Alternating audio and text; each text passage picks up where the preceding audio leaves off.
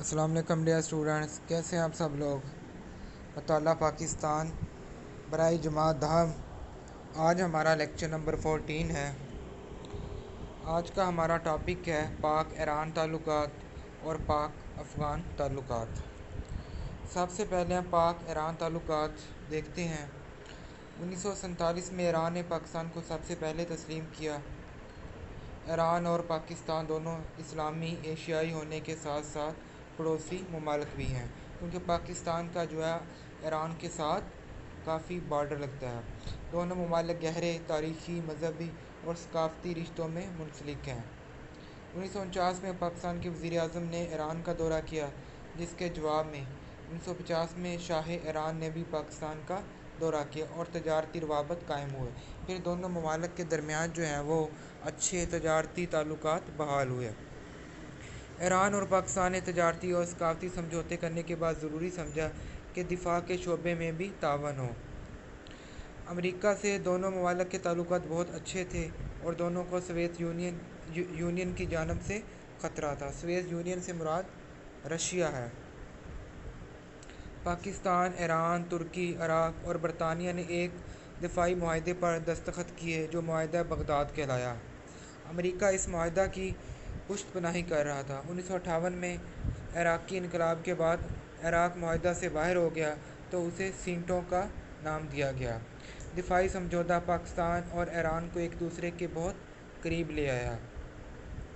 اس defence کا جو ایک سمجھوتہ ہوا، اس کے بعد پاکستان اور ایران کے تعلقات جو ہیں وہ بہت اچھے ہو گئے، دونوں ایک دوسرے کے بہت زیادہ قریب آئے۔ ایران نے مسئلہ کشمیر پر پاکستان کا ہمیشہ بھرپور ساتھ دیا اور پاکستان کے موقف کو سراہا۔ اقوام متحدہ کے اندر اور باہر کشمیری عوام کے حق خود ارادیت کی حمایت کی۔ ایران نے ہمیشہ بھارتی افواج کے کشمیری مجاہدین کے خلاف مظالم کی بھی کھل کر مخالفت کی۔ 1965 اور 71 کی جنگوں میں ایران پاکستان کے ہمراہ رہا۔ ایران کی سیاسی، اخلاقی، اقتصادی اور فوجی امداد سے پاکستان کی بڑی حوصلہ افزائی ہوئی۔ بنگلہ دیش وجود میں آیا تو جب تک پاکستان نے اسے تسلیم نہ کیا، ایران نے بھی اسے تسلیم نہ کیا۔ شاہ ایران، صدر ترکی اور صدر پاکستان کی اعلیٰ سطحی میٹنگ 1964 میں ہوئی اور معاہدہ استنبول پر دستخط کیے گئے۔ یہ معاہدہ تینوں ممالک کو ایک دوسرے کے بہت قریب لے آیا۔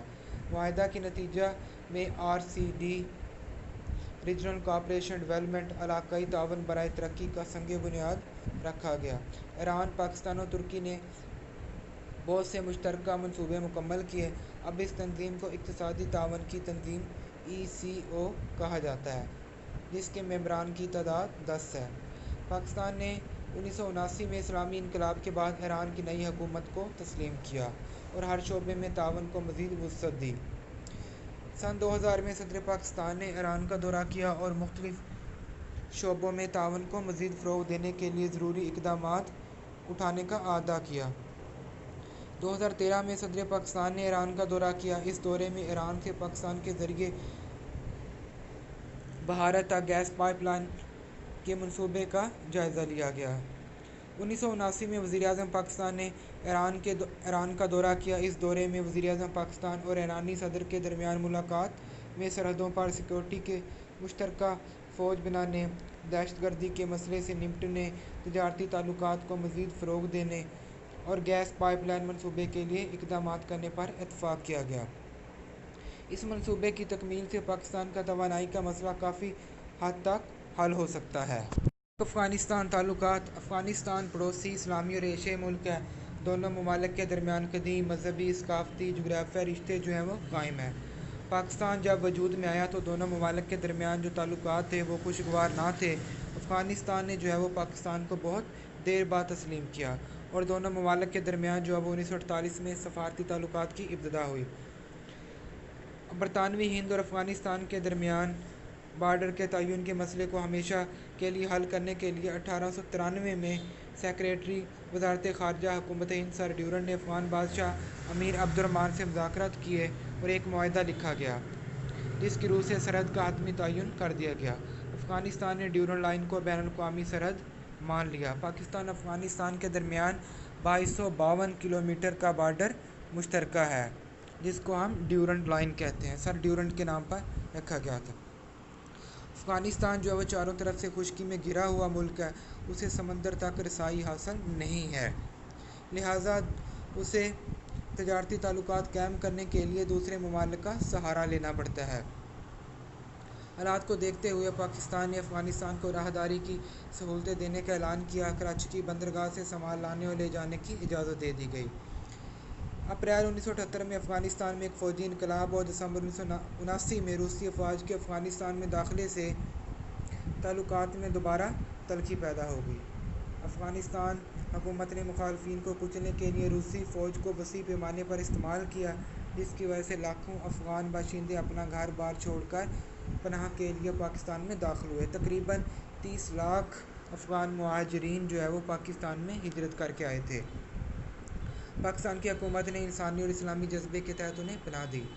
پھر 11 ستمبر 2001 میں ورلڈ ٹریڈ سینٹر کے حادثے کے بعد امریکہ نے افغانستان پر حملہ کر دیا۔